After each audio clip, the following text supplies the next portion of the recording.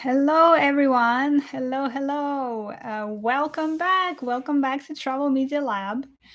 I'm Yulia Denisyuk, an award winning travel photographer and writer, storyteller, community builder, podcaster, and entrepreneur working with various publications like Nat Geo Traveler, the New York Times, Afar Media, Lonely Planet, and more, traveling to some interesting places around the world and producing stories that I'm just absolutely passionate about.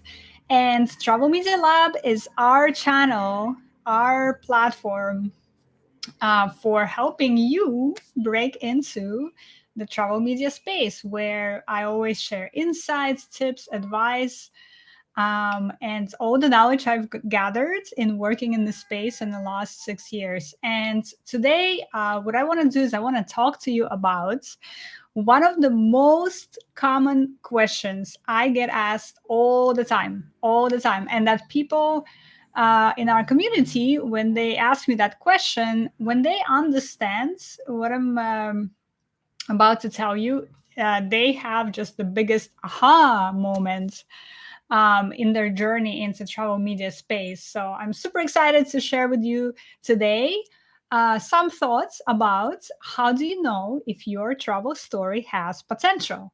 Okay, how do you know if your travel story has potential? I am recording this from Istanbul, Turkey, and this is just a warning that you might hear some noises today.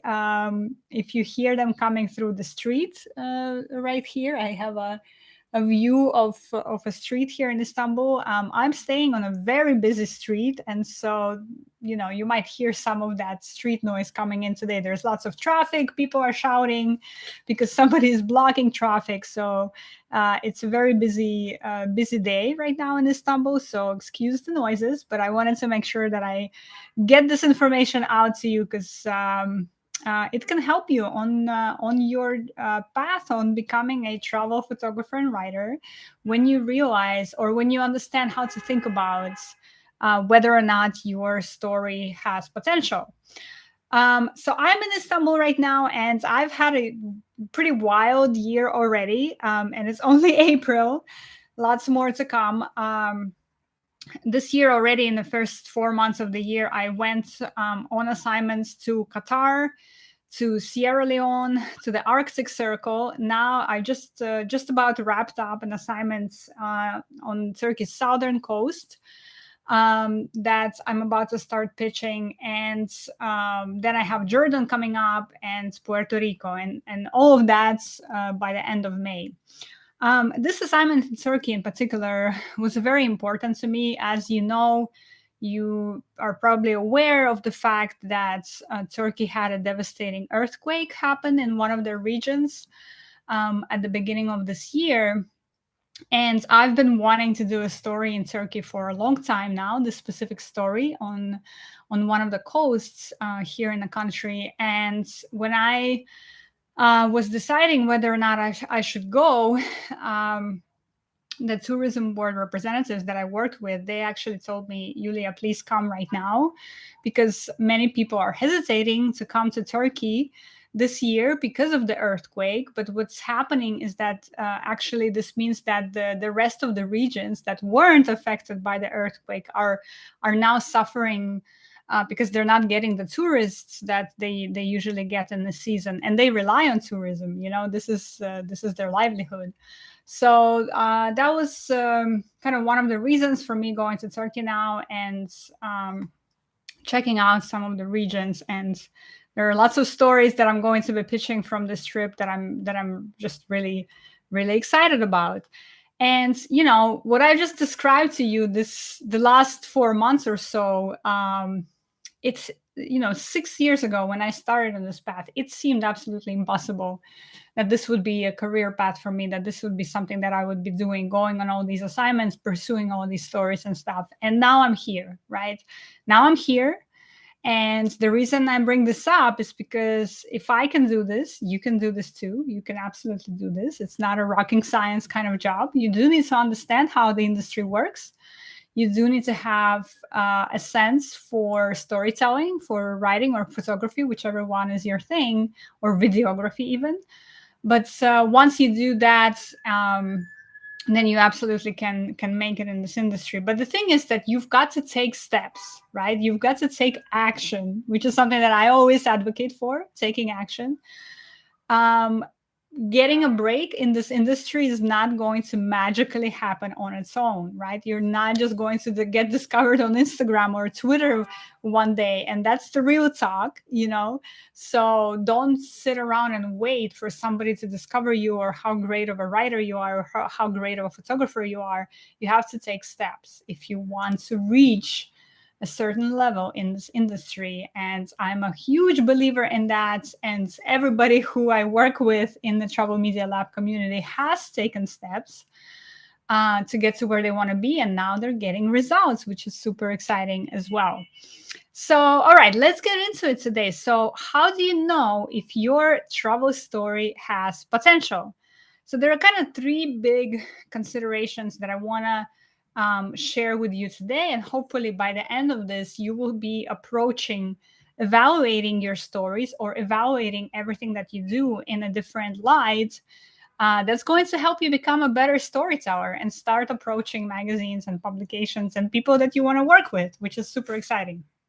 So, first consideration that I want to leave you with is that just because you went and traveled somewhere doesn't make it a story. Just because you went on a trip somewhere, it doesn't make it a story, right? That is a very big mindset shift from and an orientation shift from a sort of this travel blogging orientation into a travel journalism orientation. Now, travel blogging and travel journalism are definitely related fields. And I get this question a lot as well, right? How does travel journalism differ from travel blogging? And do they differ? Is it one and the same? And the answer here is that no, they're not one and the same. They are related. And of course, the lines for each of them are blurring more and more in the industry. You know, as a travel journalist, I also blog on social media for sure. Travel bloggers definitely publish articles in magazines for sure. So you can do both jobs and be called both a blogger and a journalist.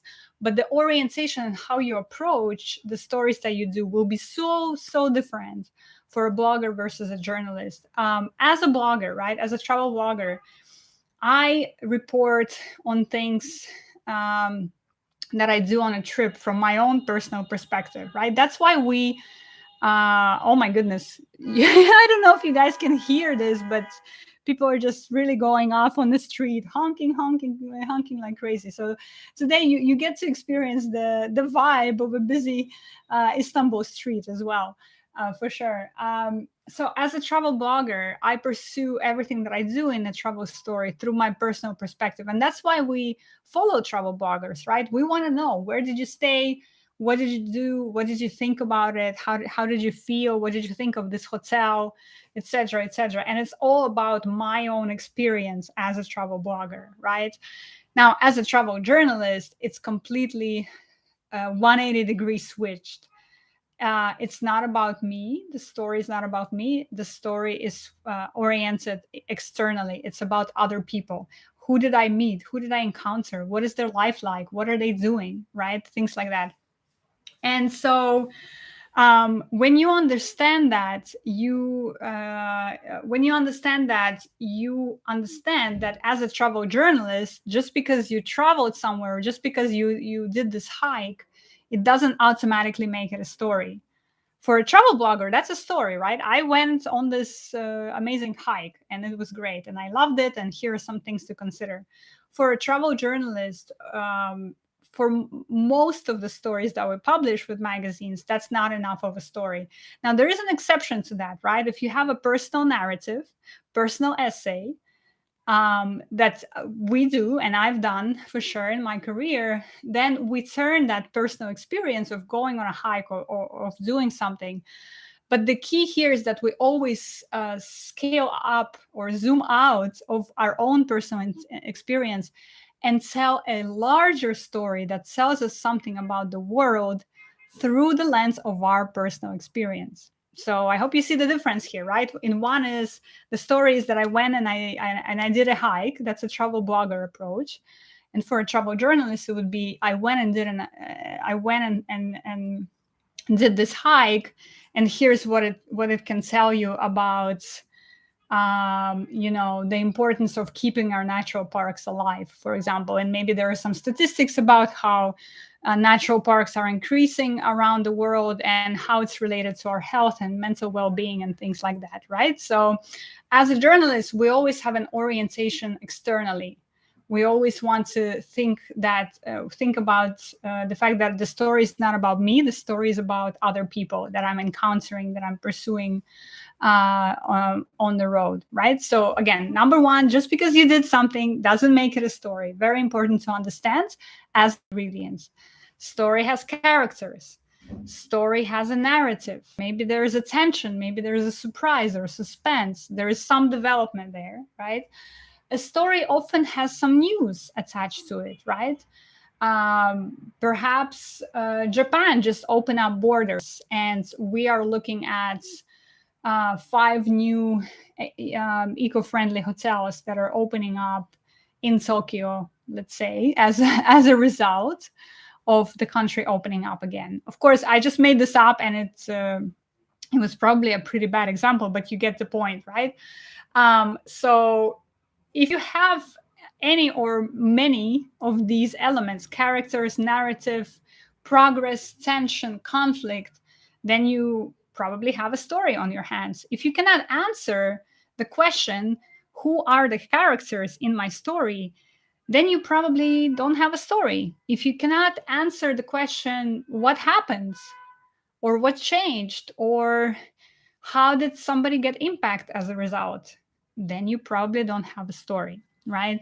So and a way to sort of practice your eye and practice your own skill of figuring out if it's a story or not is by reading, you guys, is by reading the publications that you want to work with. And that is a tip that I always give to everyone, and it's a really good one.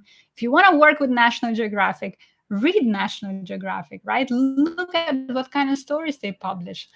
Look at any particular stories that you read and you're really gravitating towards, and try to come up with answers to these questions. What are the characters in this? Who are the characters in the story? What is the narrative, right? What is the tension here or the conflict? Are there any news that the writer of the story has pulled into the story to make it seem even more relevant to the current moment, right? You can start reading stories not just as a consumer, but as a student of this craft, of the travel storytelling craft. And by doing that, you will actually become better yourself at identifying potential stories and of identifying, characters in the story, thinking about the narrative, thinking about, if there's any potential news that you can find to support your story, if there's any tension or conflict that the story resolves, right? All of those elements need to be present for the idea that you're thinking about potentially pitching a publication to be an actual story. Okay, so tip number two, story has to have characters, narrative, progress or tension or conflict, and ideally news attached to it as well. All right, the third tip that I want to leave you with is that a story answers the question, or two questions rather: so what, and why should my readers care? Right? As an editor to a publication, that's sort of the lens that I take on when I get pitches. If I was an editor, I would be thinking about every potential pitch that comes across my inbox in this way. So what, right? Why should I care? Why should my readers care? Why should the world care about what you have to say in this story, right? So, and again, and that actually comes back to point number one, or tip number one. Just because you went on a trip doesn't automatically make it a story. And that's sort of where I see a lot of beginners in this field. That's where they trip up oftentimes, because they pitch stories that are about their trip, that are about them going and hiking Mount Kilimanjaro, for example, right? And again, as a blogger, it's great. You have an excellent blog post or blog article to write about hiking Mount Kilimanjaro. But as a travel journalist, you have to answer that question. So what, right? Why should we care? Not that we don't care that you went and climbed Kilimanjaro. Of course, it's exciting, right? We're very, very excited for you and proud of you. It's a huge endeavor. But you have to ask, why does somebody who doesn't know you, somebody who is not in your immediate circle of friends, would care that you went and did the Kilimanjaro climb, right? That's kind of the lens you need to start taking on. Why would other people who don't know me care? What is something here? What is something important that is part of the story? That this story of me climbing Mount Kilimanjaro absolutely must be published and shared with the wider world, with people who don't know me. Maybe there is again something new happening in Mount Kilimanjaro. Maybe you've learned about this community of, uh, again, I'm just making this up and it's probably going to be a horrible example, but maybe you just learned something about the community of female climbing instructors who are indigenous and who are coming up with a way to bring more young girls into this community, let's say, right? And it's a new thing that's been happening over the past few years. And you are absolutely fascinated by the story. You think it's an important story. And you went and did that, right? Again, you went and you experienced this climbing Kilimanjaro. But you also encountered this community of indigenous female climbers, and you want to tell the world about it. The world should care about the fact that these women are doing these awesome things, right? So again, answer that question. Why should my readers care? Why should anyone who doesn't know me, the climber of Kilimanjaro, care about the fact that I went and did this? Okay. And it's not always straightforward, right? It's not always as black and white as I might make it seem in this conversation. But actually, that's where communities like the one that I've created with Travel Media Lab come in, because we can discuss that together, right? We can brainstorm together. We actually have a brainstorming call coming up in 2 days, our monthly brainstorming call, where we get on the phone, or we get on Zoom rather, and we discuss all kinds of questions, including questions like this, right? When you're putting your pitch together and you're struggling to understand, why should my readers care? Or why should the readers of this publication care? We can come up with the answer to that together. Okay. So tip number 3 is a story answers the question, so what, or why should my readers care? So once you work through these 3 considerations, once you understand that just because you went and traveled somewhere doesn't make it a story, that a story has characters, has a narrative, has a progression, a tension, a conflict, some news attached to it, and that the story answers the question, so what? And why should my readers care? Once you work through these considerations, you will know if you have a story on your hands or not. And if you do, you can develop it into a pitch that magazines will be super excited about. And how do you do that? I teach pitch development and how to approach publications, and how to research publications, and much, much more. I teach all of that inside my upcoming 6-month group travel journalism program. It's called Introduction to Travel Journalism. Very self-explanatory. And by the way, I just want to remind you that we are opening enrollment to this program this May. And this year, it will be the only opportunity to join us. I have a very busy schedule coming up. As you can see, the year has just started and it's already been pretty crazy for me. So I can only do this program once this year. This is a new thing this year. We used to open enrollment for this program twice a year, but I no longer can do that. And so it only is going to be opening for enrollment this May. So if travel journalism, if travel writing, travel photography, if working with tourism boards, working with magazines is something that you want to do and you want to make a part of your life, then consider joining us in this group program. It's 6 months long. It's pretty awesome. Our students love it. We're going to have an interview coming up with one of our students who will tell you herself how the experience has been for her. So if that's something you're considering doing, just be sure to not miss it, because again, this year we're only opening enrollment once, and it's going to be this May. Okay. And in order for you to get notified about enrollment when we open the enrollment window, you have to get on the wait list. We will only be sending this information to people on our wait list. Okay, so if you are not on the wait list, you're not going to know when the program opens, when we start enrollment and all of that. So get on the wait list. You can go to travelmedialab.com/class. You can find that link just below. Okay, if you're listening this as a podcast, you can find it on the show notes, or if you're checking us out on YouTube, by the way, we have a YouTube channel, Travel Media Lab. If you're looking at it there, then you can also find that link in the video. Okay, guys, so again, 3 things to think about when you're trying to understand if your travel story has potential to be published in travel magazines. Just because you did something doesn't make it a story.